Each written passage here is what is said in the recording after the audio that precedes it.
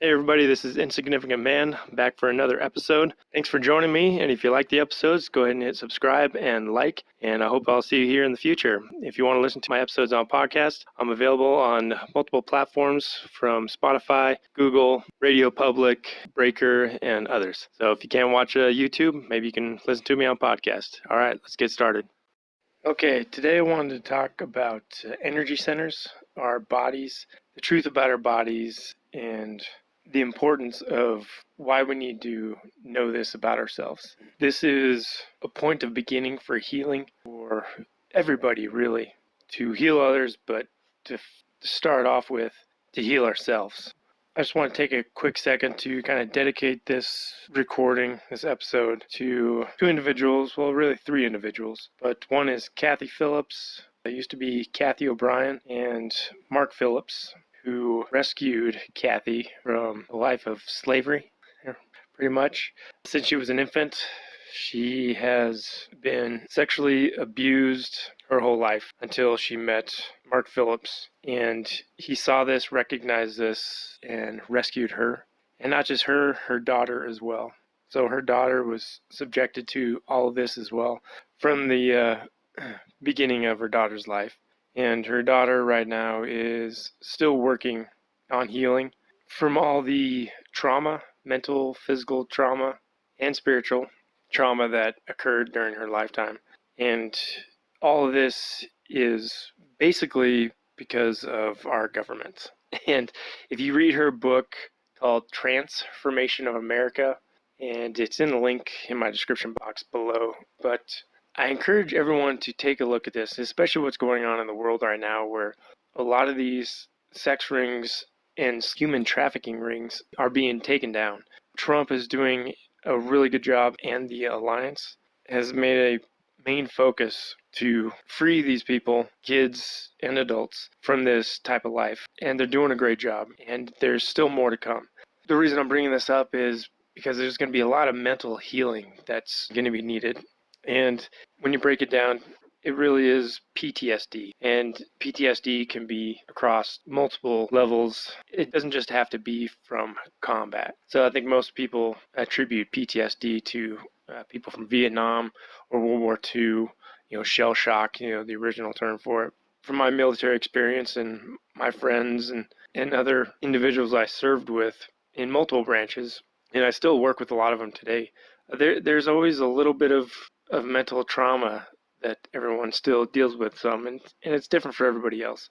And so it's not just the same for everyone. I've had to kind of face some issues myself, but not nearly with the amount of intensity of, say, individuals who have been blown up with traumatic brain injury. Blast waves really do trauma to the brain, and without people being able to recognize this, then they don't know what to work on.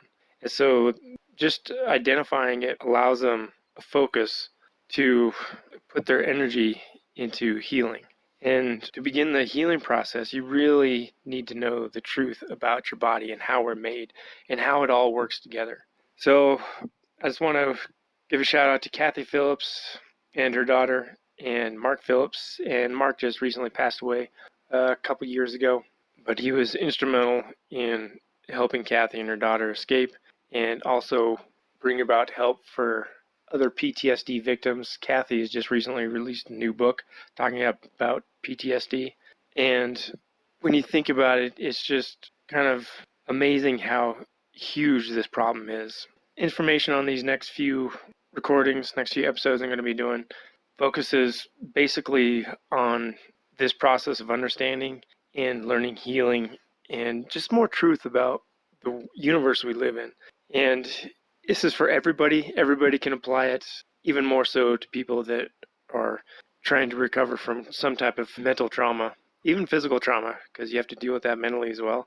And then spiritual trauma right along with that. And people might not even realize that they've had some trauma in that area. So it just kind of wakes up your awareness and will bring everything together with a better understanding. So, all right, here we go.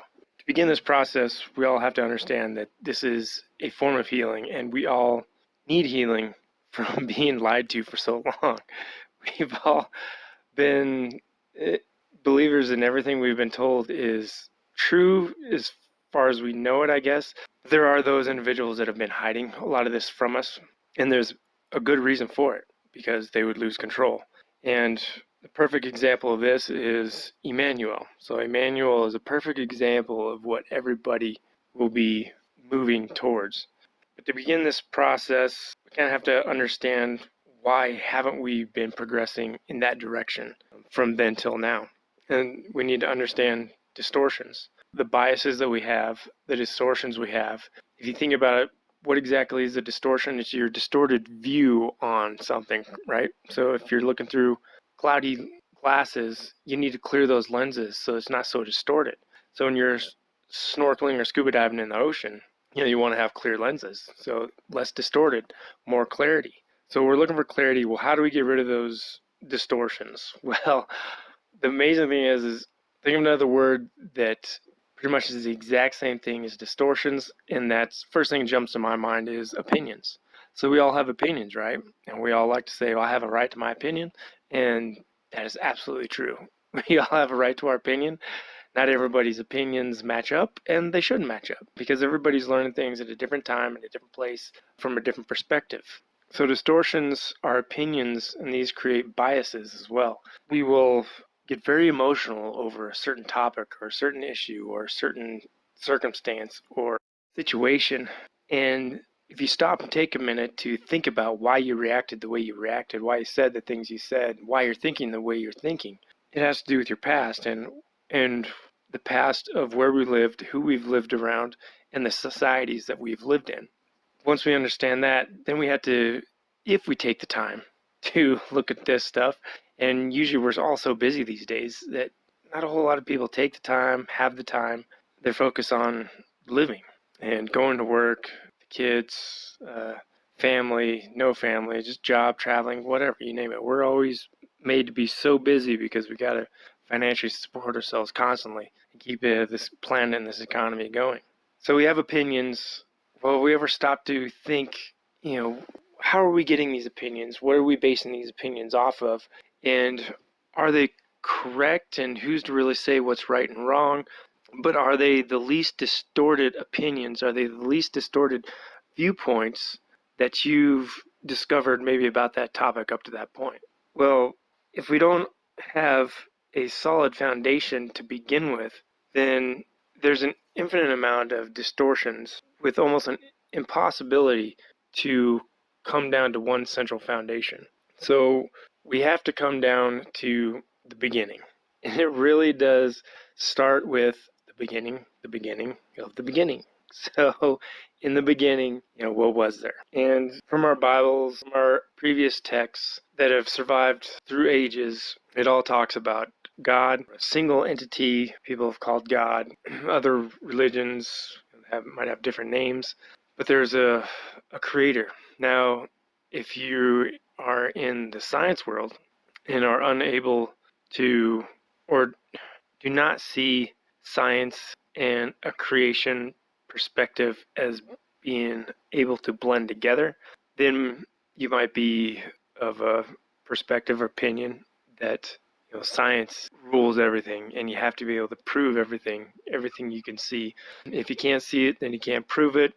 Or you might be atheist, and you just do not believe in any kind of God or any kind of intelligent creator, that everything just happened to come to be by chance, which reminds me of one of my favorite books by R.C. Sproul, Not a Chance. He's a great philosopher, a great theologian, and he really lays things out in an understandable point of view. At the same time, I think pretty fairly showing the perspective from the other side as well. So which I really like that. But to really begin the healing process, we have to find first truth from the beginning. And by first truth from the beginning, I mean the clearest version possible, the least distorted perspective or amount of information that shows us exactly how things came to be. And I believe the raw material, the Law of One, is probably one of the best texts that human race has ever been able to record and pass on of the most undistorted viewpoint of creation. And this is so important because everything else after this point hinges off of this understanding. So this is it.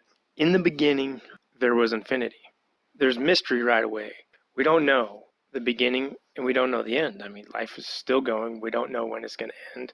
And any kind of records or writings about this talk about just mystery. They don't know. So we have to accept that in the beginning there was just infinity. It just was, and it's a mystery to us. But the next piece of information we get is infinity became aware. And this focus of awareness created what we call love. And that's what I've talked about before. That's what is so amazing about when you read old passages in the Bible from the apostles, and they're talking about God is love. And when Jesus is saying, I and the Father are one, and God and love are the same thing, it's amazing because it really is the most powerful thing that we know of in this existence.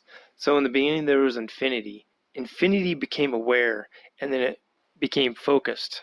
And that focus of energy we call love. Now other people, I think maybe it's Greek, but another word for it also is logos. So the logos, or love. And when you think about, phrases we have like love conquers all and stuff like that, we kind of just think of this romantic type of love between two people, and it's so awesome and beautiful. But no, love is actually the most powerful thing in existence. And when infinity became aware, the focus on infinity was love. Well, this focus was free will. So free will was this focus on infinity that created love, because infinity wanted to know itself. And so it decided to create.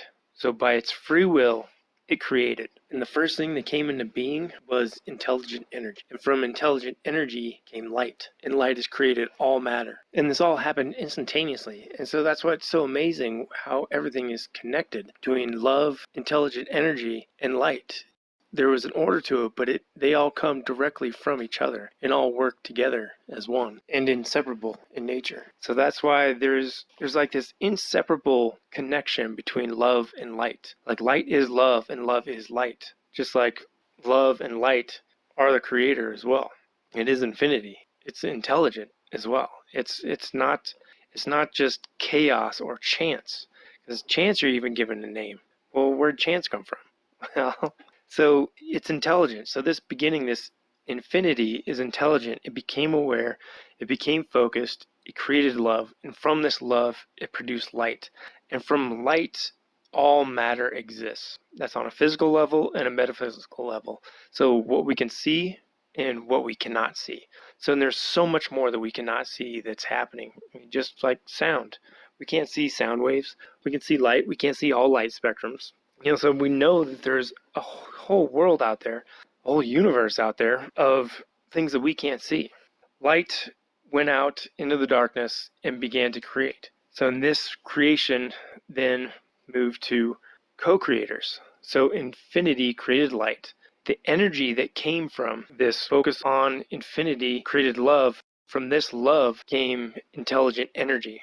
And so it's intelligent, and it's also infinite. It came from infinity. So it's all within itself. So it's contained all within one. So this awareness, focused awareness on infinity created love. Love created intelligent energy. And this intelligent energy, this infinite intelligent energy, created light. So this light goes out and creates all things. And then its first kind of step, I guess you say, is co-creators, and we call those stars. So you think back to the Bible. If you ever heard anybody quote the Bible, in the beginning God created the heavens and the earth. So what are in the heavens? Well, the stars are in the heavens. And what are these stars? They are a creation of intelligent energy and intelligent infinity. They are a creation of light and that energy. And he decided to delegate the ability for these stars to create as well, just as he was able to create. And so free will was given to them to create how they see fit as well. And that's how everything breaks down into different galaxies and star systems, because the one infinite creator created stars, made them co-creators. So he is all one with all of creation, but he is also somewhat outside of creation because he's delegated and allowed these other creators to exist and gave them free will to create just as he created or it created. Since infinity does not have any kind of polarity, it is singleness, it is oneness, it's unity. So there's no polarity, there's no positive or negative, there's no male or female. It's just infinity, intelligent infinity. So I guess after we hear this and we think about it for a while and understand it, then the next kind of step for healing is for us to understand that everything is one, everything has been created by the one infinite creator. It has been created by these co-creators, that because everything is one, there is no right or wrong. There is no, I guess say, disharmony. There is no positive or negative.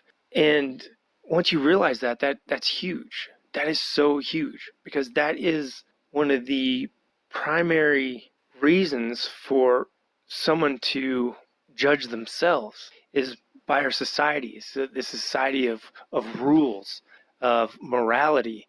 And where did all these rules come from? And who decreed this and who decreed that and who said this is okay? And then sin. So now you bring in sin. Well, where the heck did sin come from? Someone just said that, well, this was a sin. Well, okay, well, what makes it a sin? Because this evil guy over here, he's doing the same thing. But is it a sin if you're evil? Because don't evil people do evil things? So to an evil person, that's doing right, isn't it?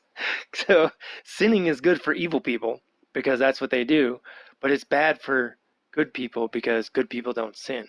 Well, what the heck is sin? Give me a definition of sin. I'm still waiting to hear a good definition from anybody else. And we judge ourselves whether we realize it or not, or it still is in the back of our mind because it's aiding in as a foundation for a lot of our decisions. So maybe people are anti-church, anti-God, and anti the moral lifestyle, and they just want to be free and do what they want and don't want to be told what to do, how to do it, and when to do it. They want their freedom without any condemnation. And when we start judging ourselves, that's the condemnation starting to come in, and then we're putting that stuff on ourselves. The reason we should understand that we're doing it to ourselves is because there is no right and wrong in the beginning with creation, with the creator. The most powerful thing in the world is intelligent infinity, and it created from free will. So it gave to everybody else in its creation that same free will. Now, if you start talking Protestants and you break it down into a Reformed or Arminianist, or Reformed rather we'd call Calvinism or Arminianism. Now this gets into the whole area of predestination and the whole issue of free will as well, and can you deny God if he's trying to save you and that whole argument. Funny thing is it's not what you'd expect. The comedy in it is they're both right. It's just we don't know the whole story. We don't know everything about what's going on. So we've made all these concrete foundational points that we are unwavering from when we know we don't know everything. And for some reason, it's the hardest thing in the world for a theologian or a lot of people to say, I don't know. It's okay. And say, for my best judgment, this is how how it appears to me.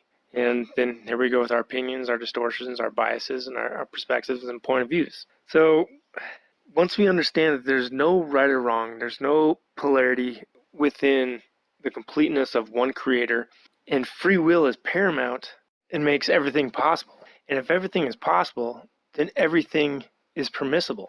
And that's exactly what was brought up. I believe it was Paul was talking about this, and I forget who he was talking to, what letter it was in off the top of my head. But he has this group telling him that by what you're saying, everything is permissible. And he writes back to him and says, you say everything is permissible. I say not everything is beneficial. But then which he's exactly right. And it's so profound, and I think people forget the profoundness in what he said and what was going on there, because by the reasoning they did they did come to the point where they realized everything is permissible. But from Paul's perspective, and he's a person striving on a positive path, he has to find out for himself what is permissible. And now remember, in our lives, we're going one of two directions, either in a positive direction or in a negative direction. We call it good and evil, but this kind of brings a lot of judgment and connotation just even on that, and which called distortions.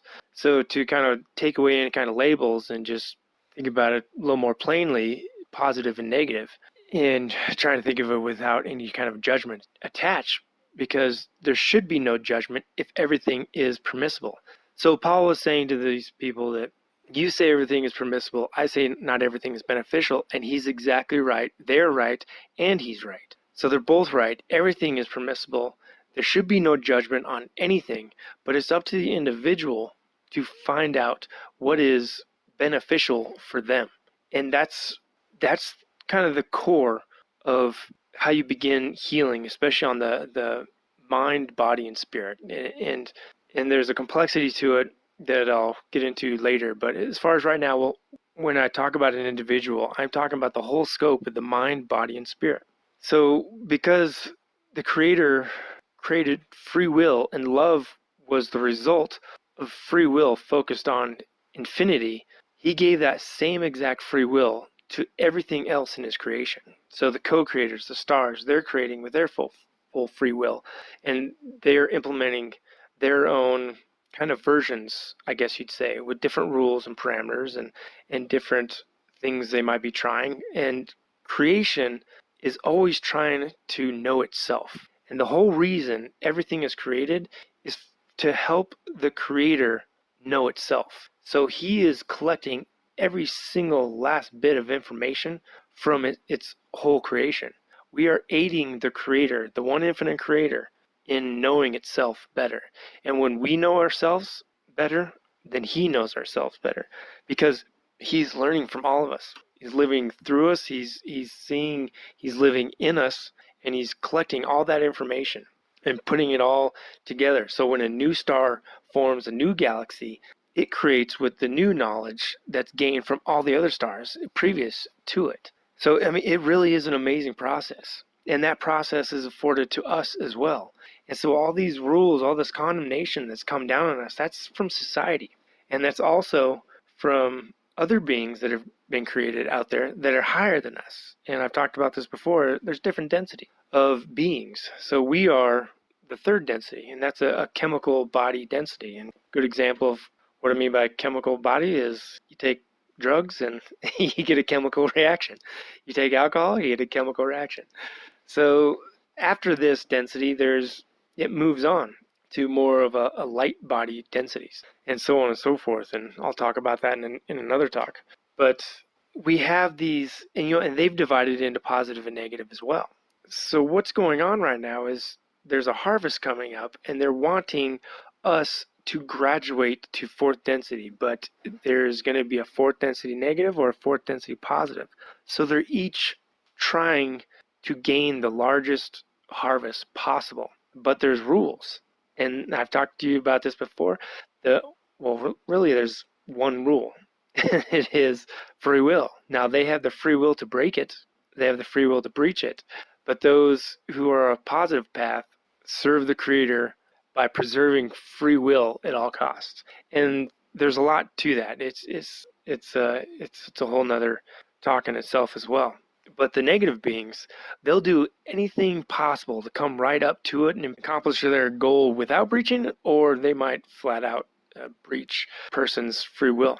So this free will has been afforded to us, and there is no right and wrong, so there is no judgment, so there should be no judgment on us. And that brings us back to sin. What is sin? What is it? Why do we judge ourselves by this sin, this choices of good and evil, the 10 commandments?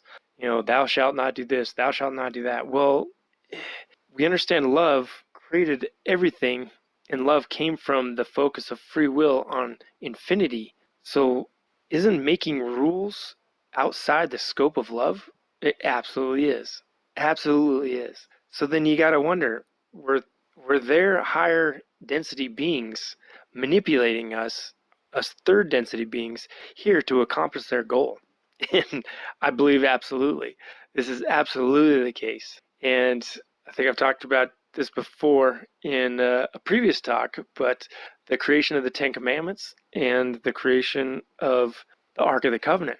When you finally understand this battle going on between positive and negative beings that are higher density than us, then you can understand that this is absolutely possible. And not only possible, it definitely happened when you look at the evidence. What came out? The creation of the Ten Commandments. That is a negative action. That is breaching someone's free will by telling them what they can or cannot do.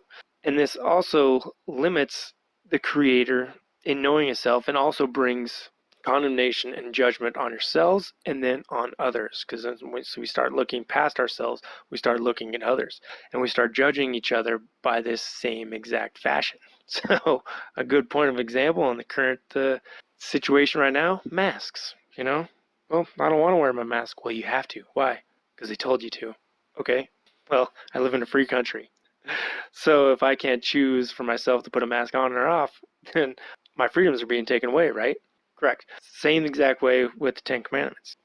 If we're recovering from any kind of mental trauma, kind of just thinking right now about children and children who've grown up in a world of slavery, sex slavery, into adulthood, subjected to mind control techniques where their free will and birthrights have just been violated over and over and over, and they've never known a life with free will, that there's going to be a lot of healing needed mentally.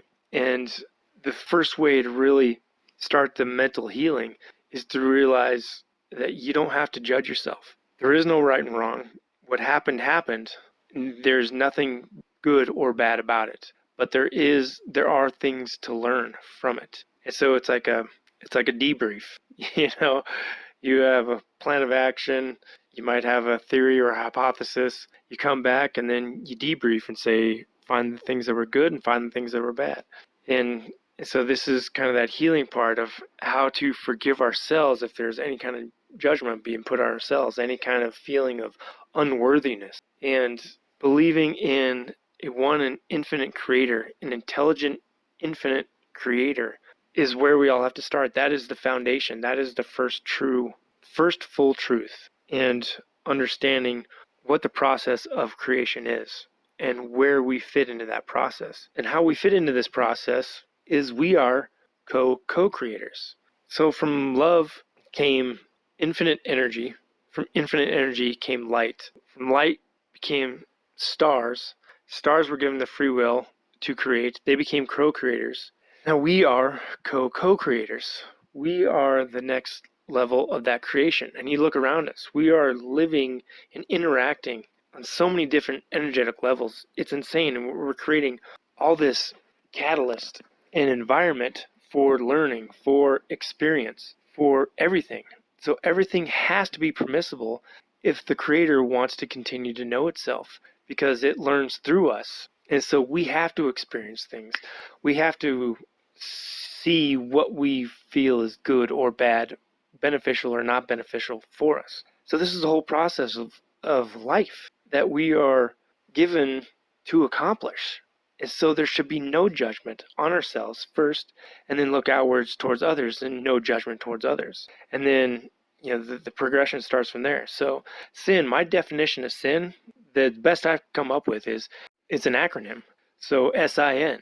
For more from the positive polarity perspective, I call it the selfishness increasing neutrality. So the worst thing that could happen for anybody is to remain neutral. So you have to polarize, positive or negative. So if you're going to polarize towards the positive, then there are actions that will reduce your strength and polarity. And first and foremost, just free will and just how we treat each other. So if we try to dominate over people, over societies, and oppress them and force them to follow rules and laws, then that's of a negative polarity. So I guess you could call that sin. For a positive person, that is selfishness increasing neutrality. Because in this existence, we have to learn to love, but there's two forms of love. You can either love yourself or you can love others. So the negative path is to love yourself. Positive path is to love others first. So selfishness, increasing neutrality. Now, my definition of sin from a negative polarity perspective is, loving the self first. So love of self is pretty much the same thing. Instead of selfishness increasing neutrality, selfishness increases negativity. So for a negative person on the negative path of love, they want to increase their negative polarity. So selfishness increasing negativity. For a positive person, selfishness increasing neutrality. These negative actions will reduce our polarity. But the amazing thing is we are able to strive along both paths and build up polarity along both paths. But the further up, the stronger you are in polarity, the easier it is to cross over. They both have the same amount of energy, I guess you would say, needed to achieve both. But when you look into the universe and you talk to other beings, or through other beings that have talked to us through channelings and such, they talk about the amount of positive polarity in the universe is like 90%. And there's only about 10% of beings in the known universe that are negative. So, in my opinion, it just comes out more that it's easier to cross polarities with more polarity that you have, but because this increases the potential between 2 points. But it's just easier, or I guess it has a higher percentage rate of negative beings crossing over to the positive side, the positive polarity. And this is evident in a lot of stories and how I came to Jesus type stories. Is there's a lot of people that were on a negative path, and you would even consider them to be evil people. Ted Bundy, I think, is kind of the first name that jumps to my mind, and a lot of people could probably think of other people as well. Maybe into hardcore drugs, trafficking, I don't know, just you name it. The sins of the flesh, they are living them to the full, And then all of a sudden, one day, something happened, and they came around, and now they're huge devoted Christians, believe in Jesus and the resurrection, and are just hardcore. And some of them will even jump right into preaching, because there's this potential that increases between these two polarities, and their energy on the negative polarity was built up so high that the ability for them to shift polarities is stronger. It's easier. And the people that are more neutral, they have no charge. There's no polarity whatsoever. So they just kind of sit there without any charge or sway one way or the other. So it's kind of a little recap here. All things are one. There's no polarity. There's no wrong or right. No disharmony. There is only unity. That one is light, love, the one infinite creator. So where did God come into all this? Where did we get the name God? Well, the Bible, pretty much. The old Hebrew text, talking about a God creating us, Adam and Eve, the apple, the Garden of Eden, and that whole deal. So who is God? Well, God is very real. And that's what I love about the Talmud of Emmanuel, because this is the first time we get an actual accurate account of what Jesus was saying when he was here. And it's just amazing. I mean, and he distinctly says over and over to his disciples that in your ignorance, you think God and the Creator are the same thing, and they are not. And he very passionately says that there is a huge difference, that God, yes, he's real, and he is of a higher intelligence that you can't even comprehend. Absolutely. But he is not the one infinite creator. He is not creation. He didn't create everything. He is a created being, and he even calls him man. So he is evolved as a man to such a high consciousness. And he also is one with the creator. But he is evolved so far past what we can even comprehend that he seems like a god, or can come across as a god when he talks to us, or when anybody that serves the creator with him, like any of the archangels that we think of, like Michael or Gabriel. These are also higher consciousness beings of seventh density. So once you reach the seventh density, you actually cross over into the next octave. So Ra talks about these beings are coming from the octave above, and it is the highest honor and duty to serve as these guardians that come from octave above us. And what they're doing and what they've been charged with is protecting the light. And they are the main ones overseeing, they are the ones in charge of the harvest. And this is God. Emmanuel even says what God's name means. And his name means kingly wisdom. So he is the king. He is the King of Kings. He is the Lord of Lords. And that is so true. And he is, but he is not creation. He is not the one infinite creator. And Emmanuel even mentions that even God gives complete praise to the magnificence of creation and the one infinite creator. So God is a guardian. He is the King of Kings. He's the King of guardians. And he is charged with protecting the light.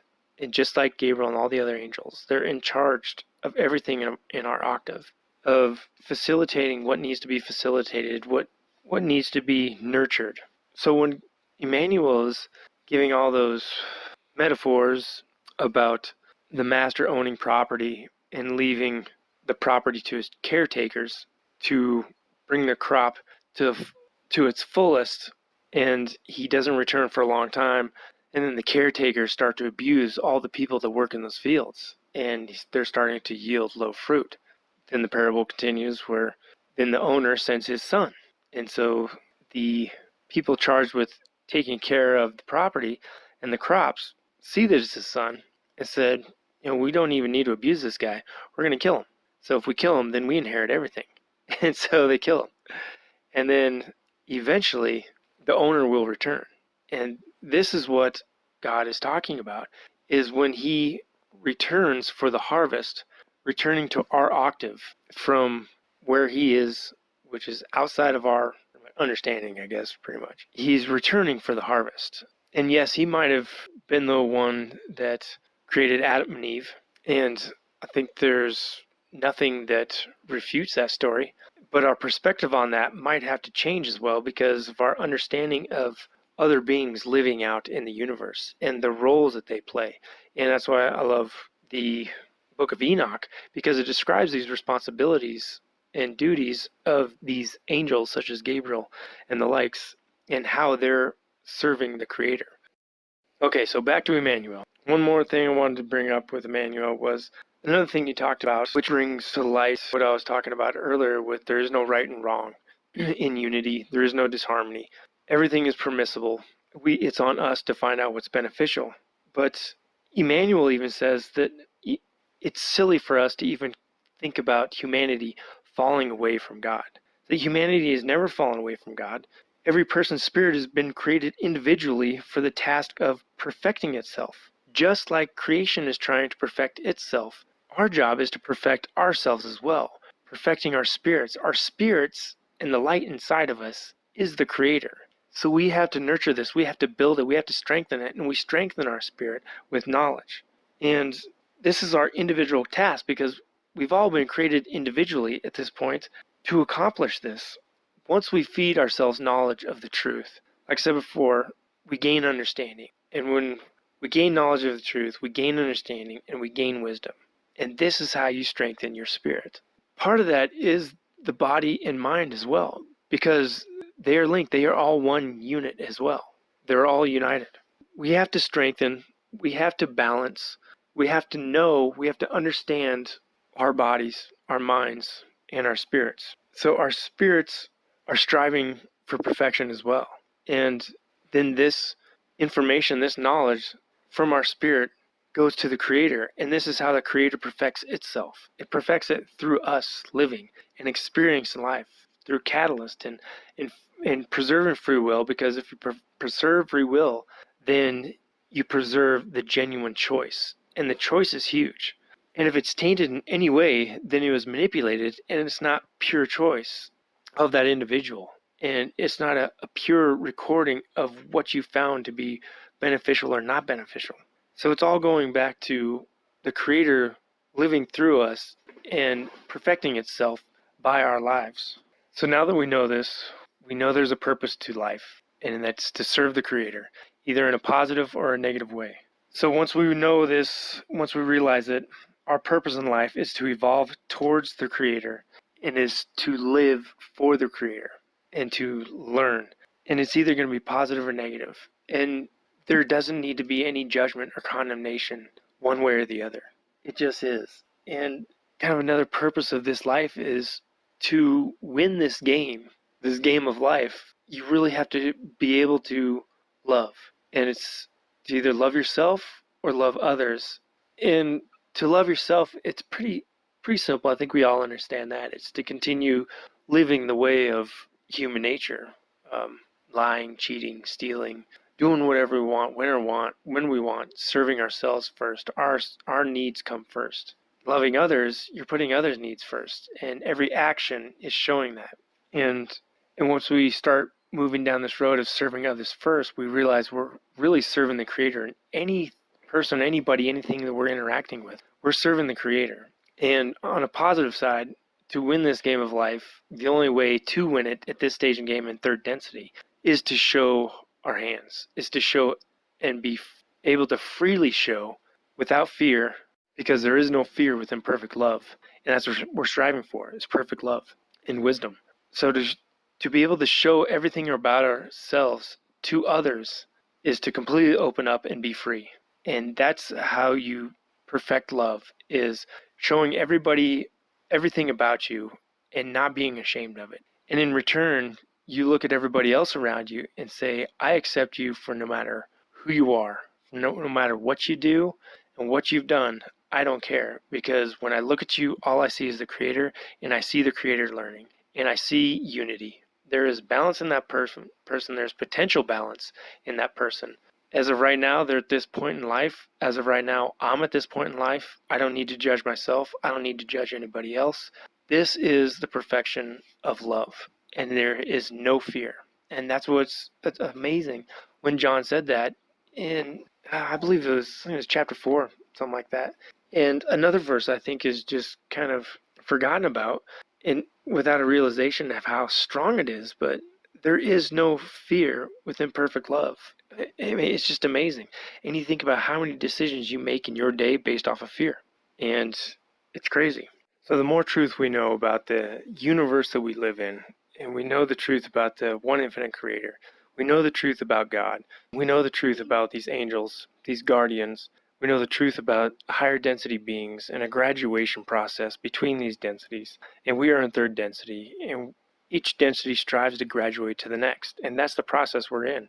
And that transition point, when it comes time to transition from one density to the next, that's a harvest. And there's nothing to be afraid of.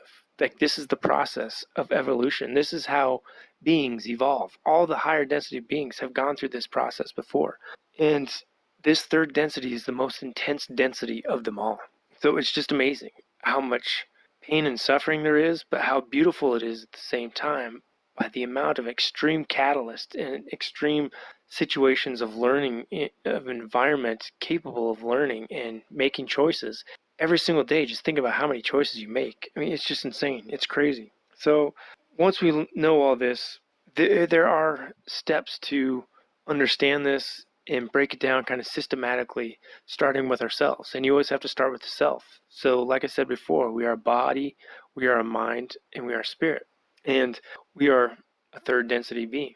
When the baby is developing in the womb, it's like a second density form, because there is no mind or spirit in the body. It is just a body. It's got its nervous system, and the brain is there, prepared for the mind, the spine prepared for all the energy centers, red, orange, yellow, green, blue, indigo, violet. It's all prepared there in preparation with full potential of pretty much the universe. So every infant that is growing, that is cooking inside of a mother, it is potential, it contains the universe.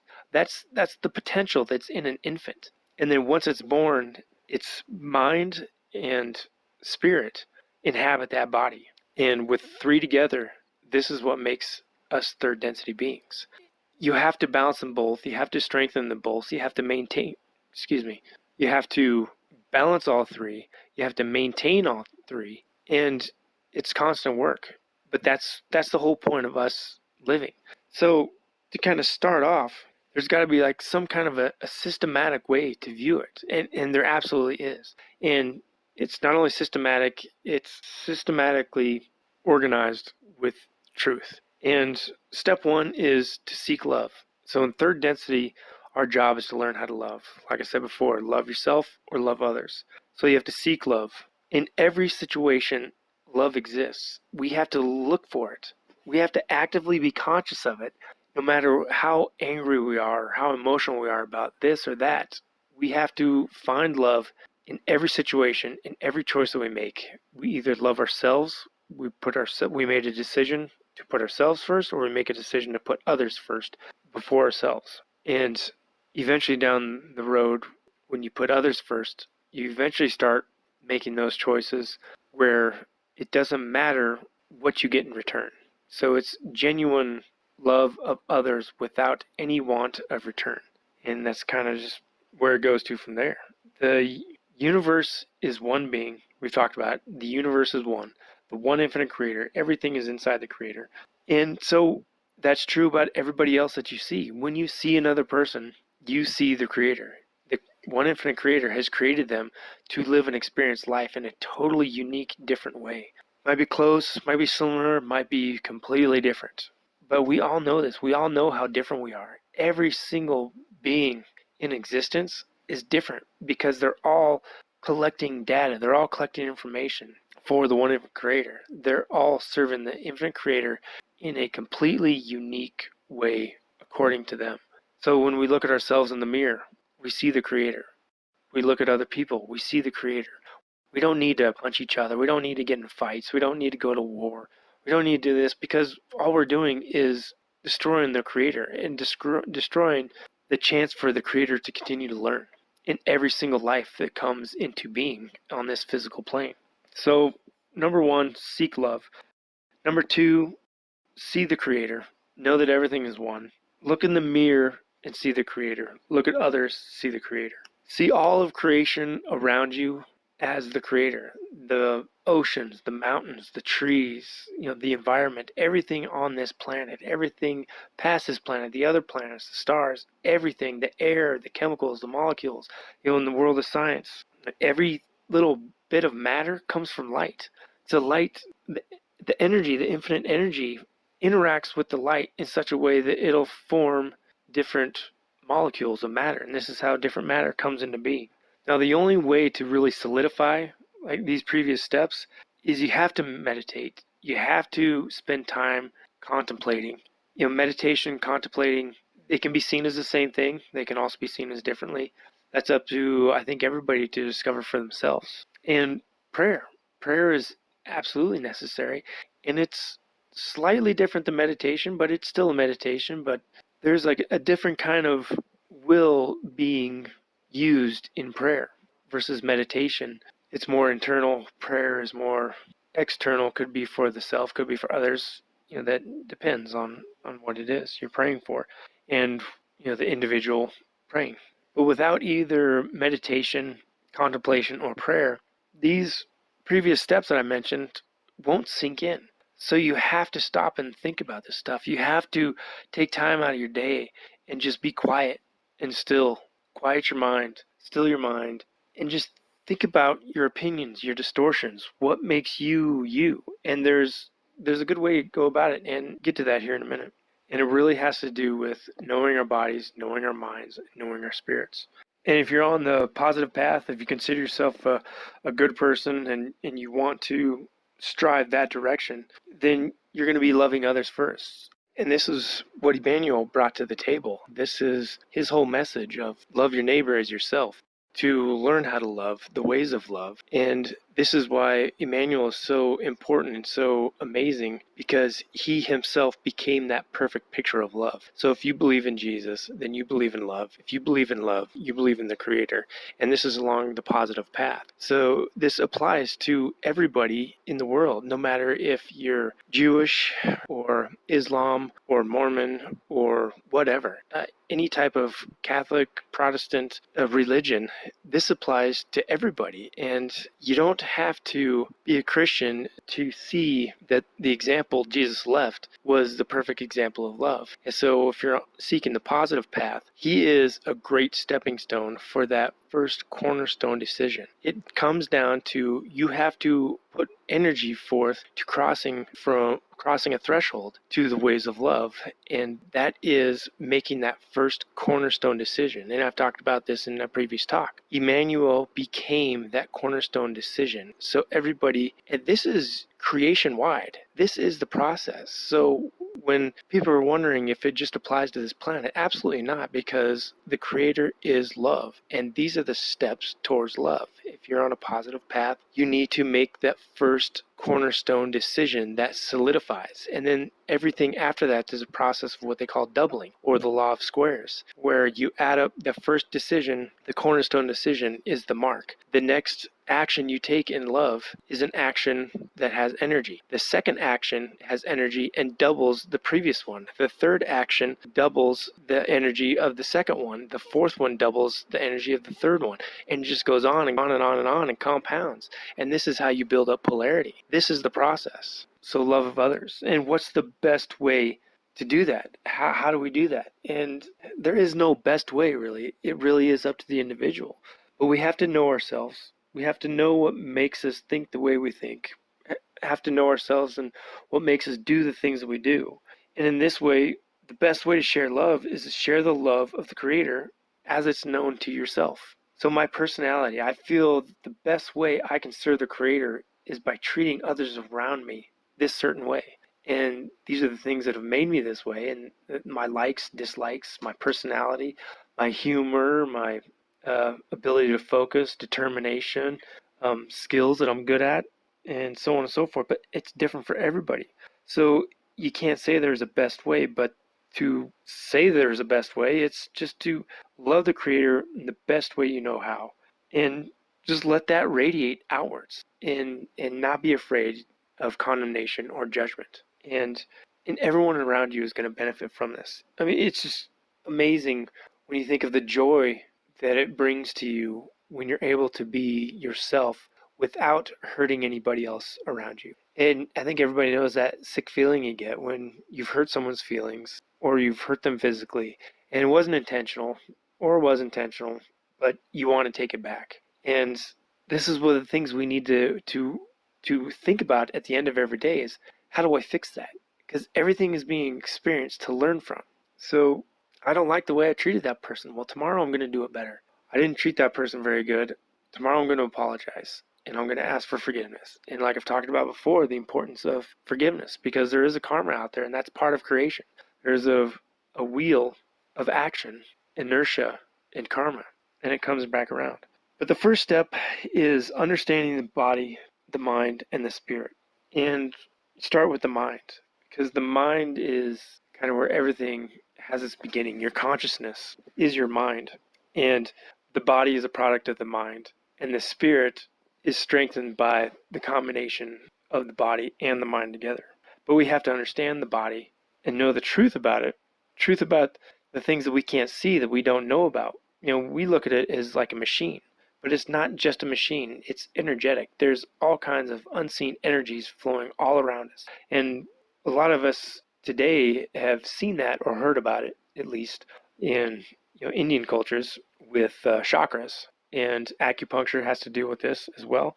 But there's an understanding that needs to be made on how our body works. And there are 7 energy centers, but 2 of them are fixed. So they're not, you can't manipulate them. And that's the red and the violet. So the red is at the bottom of your spine. That's at the base of the spine. Everything enters in through red. And then the one at the very top is the violet. So it's kind of like a readout of everything below. So these energy centers, they exist in our spine. And the red is in the, like I said, the tailbone. The next one is orange. That's kind of in the lower stomach. Yellow, or the orange lower stomach around the belly button. Yellow is kind of the solar plex, where your diaphragm is. Green is in your chest, where we talk about having a heart, loving in our chest, that energy, that heat that we feel there. That's that green ray. Blue ray is more in the throat or neck area of the spine, and indigo is the pineal gland in our brain. And then the violet, like I said, is right above the head, and it's a fixed ray. The whole point of life is to move towards the Creator, is to experience, and we are all born, our bodies are all born with red, orange, and yellow. These are all existing and activated the moment someone is born. And in the Christian world, or the spiritual world, or religious world, there was a lack of understanding and a lack of information, so we just didn't know. But when you talk about being dead in sin or separated from God in sin, it was never spiritually, because we are all born. Once we are born, our mind and our spirits, which is a gift from the Creator, and the whole point of third density is to learn how to love, but it's the consciousness of the spirit as well. So we have to become consciously aware that we have been given a spirit, and that spirit is what connects us to the Creator and is how we learn how to love, and through the whole spectrum of, positively or negatively. So in the religious world, we've always been taught that we are dead in sin and we fall short of the glory of God, to quote. But what they're saying is that we've been born spiritually dead. And there's no place in the Bible that says we've been born spiritually dead. That's absolutely not true. And that's what I love about the Talmud of Emmanuel. He says this is absolutely ridiculous. No, everybody is born with a spirit. That is a gift from the Creator. And it's our job to nurture it and grow it and strengthen it. And we do that by knowledge. So what was intended was that there is a somewhat of a threshold that needs to be crossed in life energetically. But no one knew what that was, because we didn't know or didn't want to believe that there are these energy centers, because we can't see them. So if we can't see them, we don't know them, and we fear what we don't understand, and so on and so forth. But they're real. And the reality is we are born with red, orange, and yellow. And this is what makes up our human nature. We have fight or flight. We have wanting to dominate another person. We have our ego. We want to deceive people and manipulate people. We want to control whole societies. This is all human nature. I mean, it's just, when we look at it, we think of it as gross because it's just so negative. But that's what we begin our lives from birth with these three centers activated. These are the only ones activated. The reason we don't come out loving right away, or we come out lying, cheating, stealing from day one, and it's attributed to sin. So people have said, well, we are born sinners. Well, like I said before, with sin, it's one of the most annoying things to me now that I have a better understanding, because of how condemning it is to say people are born into sin. It's more appropriate, it seems to me, to say that people are born with basic traits.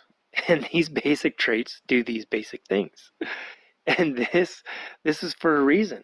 Because through the evolution of our consciousness, we start with red. Red strives to orange. Orange strives to yellow. Once we make it to yellow, then that's where we incarnate as a third density being. And then the next is to strive towards green, which is love. So it's all part of an evolutionary process, and every point in this evolutionary process is a point of learning, potential learning, and choices made, genuine choices made by free will preserved for the Creator to collect all this information. So we are not born dead in sin because we are spiritually dead. We are born lacking any activation of energy centers above yellow. We are absolutely born with our spirit. Our consciousness, our mind, our spirit, they're connected. Our mind and spirit inhabit the body the moment it's born. So if you want to say that we're born in sin, well, that's one way to put it. It's a pretty negative way to put it. And that's exactly what negative beings would want you to believe, because if you're told that from day one, then you are inundated, you are raised believing that you aren't worthy. And the truth of the matter is, everybody is worthy from day one, because we are all the Creator. We are all part of the Creator, and we are all living for the Creator and serving the Creator and helping the Creator grow in knowledge about itself. So we're not born in sin. We are born lacking certain energy centers, and those energy centers are green, blue, and indigo. Violet is like the gauge meter, I guess you'd say. So the whole purpose of third density is to learn how to love. Love yourself or love others. This is done by spiritual awareness. Becoming aware that there is a spirit inside you, and there is a light inside you, that the Creator is giving you this light. This light is life, the breath of life, blown into us from the beginning, from that first breath. This is the creator inside of us. This is intelligent infinity, is that light inside of us. The spirit is what facilitates that connection between the mind, body, and that light. So the spirit is very important. So we must become aware of the spirit, that it is real, it is alive from day one, no matter who you are. But what is dead inside of us is the green, blue, and indigo energy centers. They're all there in potential. They're all there in preparation. They're just not active. So third density life is a life towards activating these next energy levels. So red is your basic strengthening ray. That's constant. That's a foundation. That is your fight or flight. Like I said, that's your basic reproduction. That's your animal instincts. Everything about this ray comes from the earth, because the earth brings forth the full potential by the light and energy given to it by the sun. So the seed of the man, the seed of the sun, the light, fertilizes the earth, and the earth's basic job is to keep things alive and to produce life. And so how it does that is through the red ray. So, fight or flight. Once animals run, because that's how they survive. They stay alive longer if they're good at running. They like to procreate, so reproduction is huge. And that is the same energy that's in us in the red ray. Then next you have orange ray, and this is the movement and growth of the individual. Everything on an individual basis. So even as far as individual talents can kind of manifest through this orange ray. But this is always striving towards yellow, and it's called a basic ray. It's not called a primary ray. So just like our colors, we got our primary colors, right? We have our primary rays, because everything about the primary rays is crucial and important when you get to fourth density, because all these primary rays have to be functioning at the minimal amount of distortion to be able to connect or talk with the creator. So yellow is the next ray, and this is a huge primary ray. It's a ray of self and awareness and interaction. It's the great stepping stone ray. So this is the ray where you breach that threshold into love, so green and blue. And once, I guess, a crystallization is a term you're probably going to hear me use here in a little bit. But the crystallization of these bottom three rays, this triad of rays of red, orange, and yellow, once these are crystallized and strengthened, this energy together can catapult you towards the green ray. And that's like one of the two directions, like I said before, positive or negative. So you realize survival, fight or flight, reproduction, that's the basic needs of any being to survive and live. The basic level. You have the orange ray, that's your individual energy. This also is manipulating others individually. On the negative side, lie, stealing, cheating, and all that kind of stuff. Yellow is a very powerful ray, and it comes to pretty much the same thing as orange, but instead of on an individual level, it's on a cultural or societal level or a large groups level. So this country wants to dominate this country and enslave them and make them serve all of their needs. So this is yellow ray. Green ray is the ray that has to do with compassion. This is the ray of universal love, unconditional love, and this is that energy from this center. Blue ray is the first spiritual ray, I guess you'd say, and everything about this blue energy center and the energy that comes off, and you can also receive as well. It's pretty interesting. But this is like recording everything to your hard drive. So it's like everything from this energy center is integrated with all three, body, mind, and spirit, your whole nature. But it's done without any self-regard for yourself. So all the actions from this ray are of a selfless nature, without any hidden motives or expecting anything in return.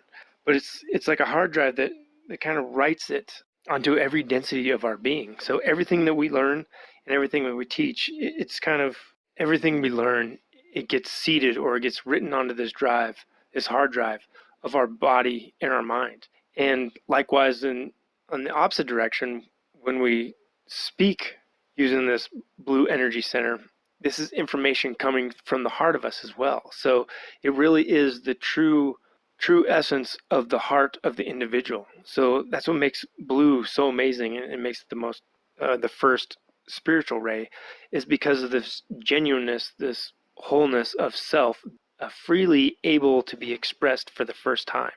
So you accept people for their free expression, and you're also fearless of expressing yourself as well. And that's also according to the motivations of your love, whichever type of love you're using with green ray, positive or negative. And blue is a foundation ray.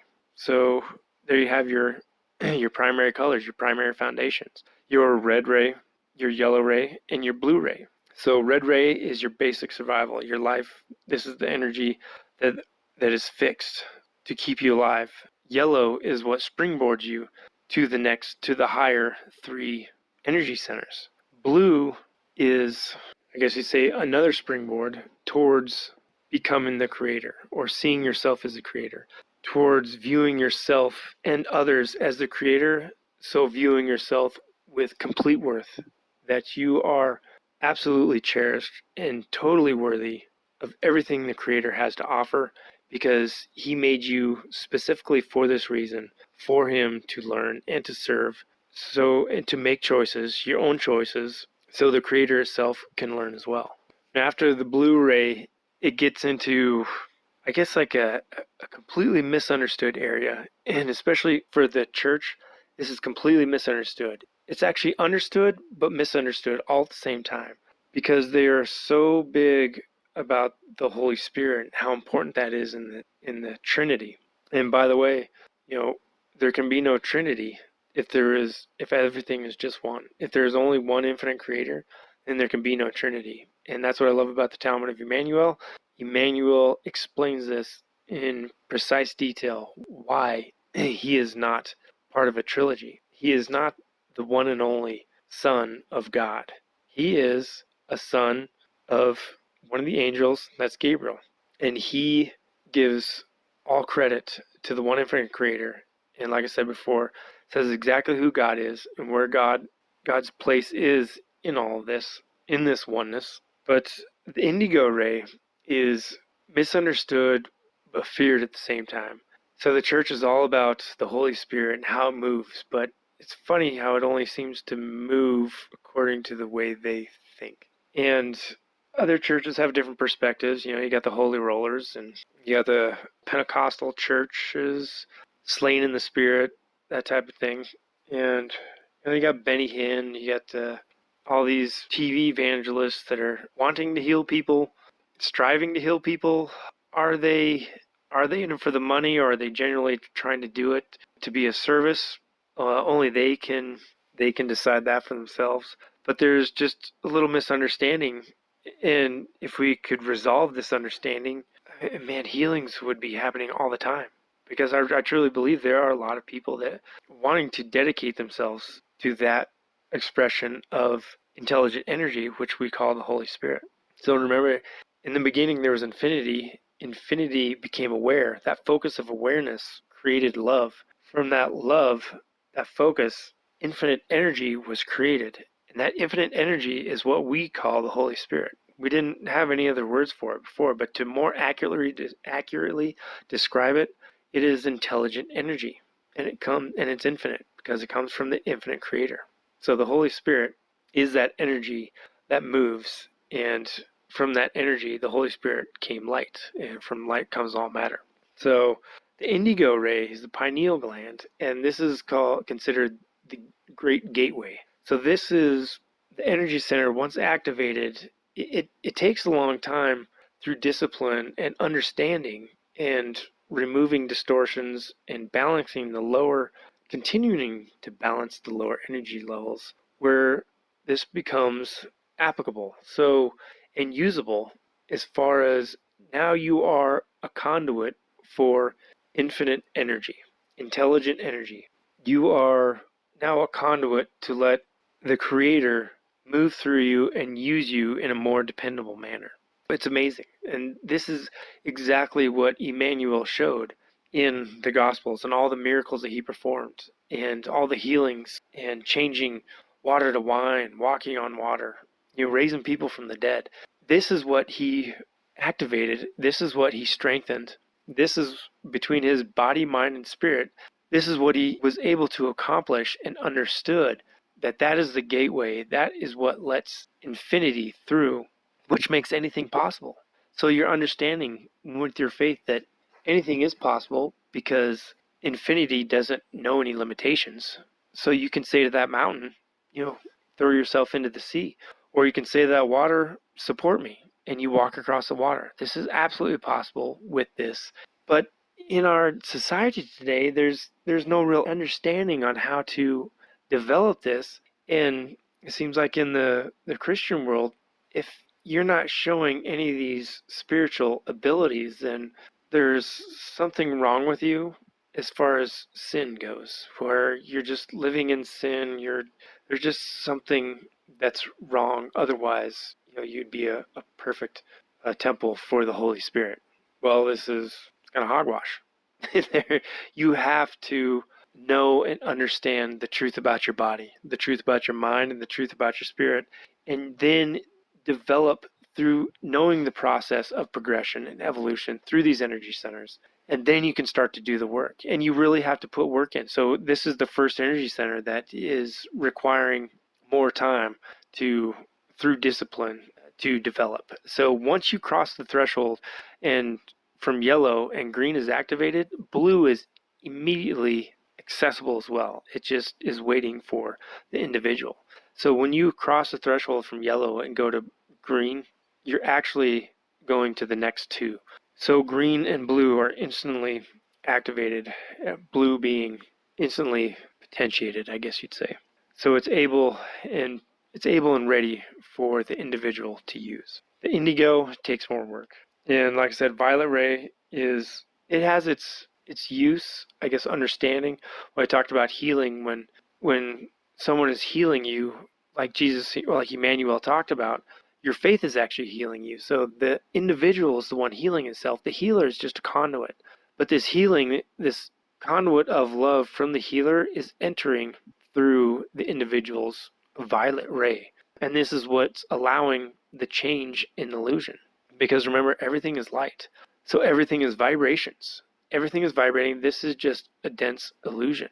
So what we think of as like a hologram, this is very much like that, just with an infinite amount of energy behind it and very, very dense. So when you allow healing to take place, you're believing it's possible, and you're allowing that energy in and accepting as much as you want or as little as you want through the violet energy center. And it's like a valve that opens, and it allows your belief to rearrange your body to a more beneficial configuration for yourself, which also means that you can better serve the Creator when you're healed. So you think about this, it all comes down to service as well. So how can you best serve the Creator? Well, first of all, by telling everybody how you were healed, and that's through the Creator, that His light healed you. Your faith is what, and belief in it, is what opened the door to allowing that change, that positive change in the illusion of your body. It's just so amazing when you think about it. It's just so awesome and crazy at the same time how much we've missed out on. And like, if you think about it, if we would have known this from the get-go, how many of us from birth would have started, like when we talk about sports, the earlier an individual gets started at sports, the better they are in life. I mean, that's just kind of the highest percentage of the norm is you get very good at something the earlier you start. Not to say that if you start late, you can't be just as good. That's not saying it at all. But there's definitely something to be said about when you start things sooner in life. And so you think about Emmanuel. He had this understanding earlier in life. And when you read through the raw material, you understand that it was brought to his attention early on. And so his life was about learning everything he could learn about the ability he found that he had. And these are the basic steps. These are the beginnings of how to understand this, how to understand things from Emmanuel's perspective. And it's amazing how it changed from, well, I want to be powerful like him, to now I understand him. I understand how just kind of simple and commonplace it seemed for his understanding around people that had no idea how he could do the things that he could do. But from Jesus' point of view, and from his understanding, that everybody is capable of this, but you just have to learn it. So you have to gain knowledge. You have to find the truth. You have to know the truth about your body. You have to know the truth about your mind. You have to know the truth about your spirit. So the truth about your body is everything evolves around these energy centers. And every experience we have, we're absorbing this energy through the red ray. So it filters up through the red ray. Every action we have has energy behind it. Well, where does that energy come from? Well, it's being filtered or diffused through different colors. And like I said, different colors manifest different actions or reactions or perspectives. But now you have a flow of energy and a flow of filtering of this energy. And this energy comes through the feet. It works its way up the legs and enters the red ray. Every experience you have, any energy you are around from another individual, anything around you, you're pulling it in through the red ray. And you think about your first reaction usually has to do with fear or anger or reproduction and just kind of the basic fight or flight and self-preservation. Then you have, orange, which is, your individual self and how you interact with other individuals. So if there's a situation you don't like, you get angry. And then what's next step from getting angry is orange. So the energy is continuing to rise. It's no longer baffled and kept at red. It's allowed to rise up to orange. And how does that energy manifest itself? With orange, it manifests itself through maintaining your power or control or will over another person. And if you let this rise even more to yellow, and that's kind of where we get our ego. And this is where we get into manipulation. We become angry. We want to exert our will, our power on another individual. It raises to yellow. Our ego is damaged, and because we got a strong yellow ray, that ego works on using that same energy to now manipulate things to get what he wants. And that's the process. And that's why when we're younger, red and anger is so huge. Everybody's so quick to anger. Well, that's the energy is allowed to stay in the red energy center. And what we want to do is we want to get that energy to rise up through and flow through and come out the energy center that we want. The next time you get mad, it's a great visual practice to understand and know that that's red ray energy. We want it to let it rise. We want it to rise to the top. We want it to percolate, and we want it to keep going right through. If we're a positive being, or our goal is to build up positive polarity, we want it to rise through orange. We don't want to control, manipulate individuals. We want to let it rise through yellow, which takes ego out of the equation, and we want it to rise to green and blue. And then depending on the work we want to do, then right up to indigo. But that's the process. That's every situation we have in life where we have to make a choice. We have to interact with the environment around us. The energy all goes through this same process.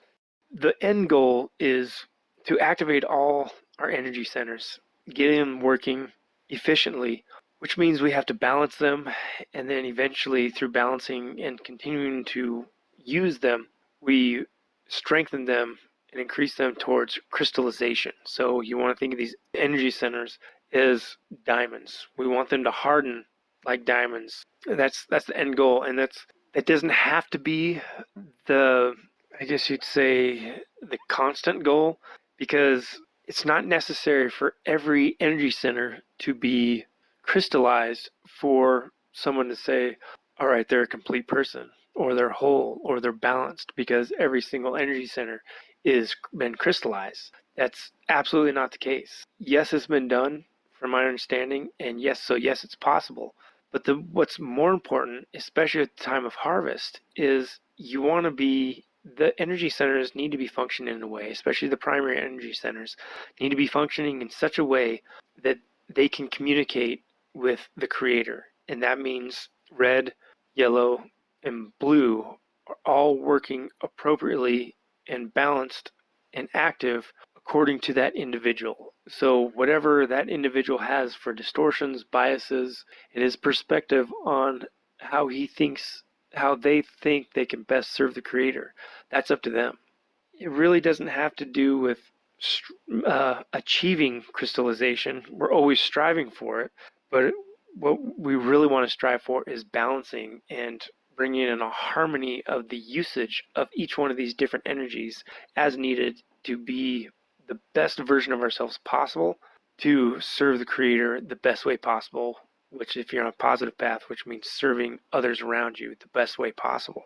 And that best way possible is according to your perspective. So that's why everything is permissible, because everything has to be permissible. Everything has to be seen and digested and understood. And then you can implement what you feel is beneficial or not beneficial for you. And that's going to be different for everybody. And also everybody's talents and abilities are going to come through these energy centers as well.